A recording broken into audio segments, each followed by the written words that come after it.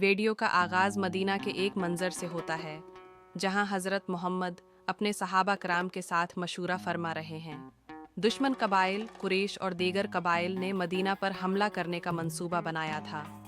مسلمانوں کی تعداد کم تھی اور ان کے وسائل بھی محدود تھے، لیکن ان کے پاس ایمان کی طاقت اور حضرت محمد کی قیادت تھی۔ خندق کھودنے کی حکمت عملی۔ حضرت سلمان فارسی کی تجویز پر خندق کھودنے کا منصوبہ بنایا گیا، کیونکہ یہ جنگی حکمت عملی عرب میں نئی تھی۔ صحابہ کرام خندق کھودنے میں دن رات محنت کرتے ہیں اور حضرت محمد خود اس کام میں شریک ہوتے ہیں۔ وہ اپنے ہاتھوں سے مٹی اٹھاتے ہیں اور صحابہ کا حوصلہ بڑھاتے ہیں۔ اس دوران ایک واقعہ پیش آتا ہے جب ایک بڑی چٹان راستے میں آتی ہے جسے صحابہ توڑنے میں ناکام رہتے ہیں۔ حضرت محمد خود دعا فرماتے ہیں اور اپنی ضرب سے چٹان کو توڑ دیتے ہیں۔ اس موقع پر وہ مسلمانوں کو خوشخبری دیتے ہیں کہ ایک دن ہے جسے صحابہ توڑنے میں ناکام رہتے ہیں، اسلام دنیا میں غالب ہوگا۔ دشمن کا حملہ۔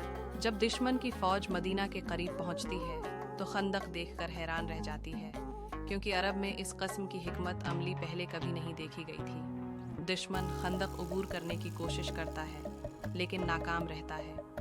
ایک رات دشمن کے ایک مشہور جنگجو عمرو بن عبدود نے خندق پار کر لی، لیکن اس کا سامنا حضرت علی سے ہوتا ہے۔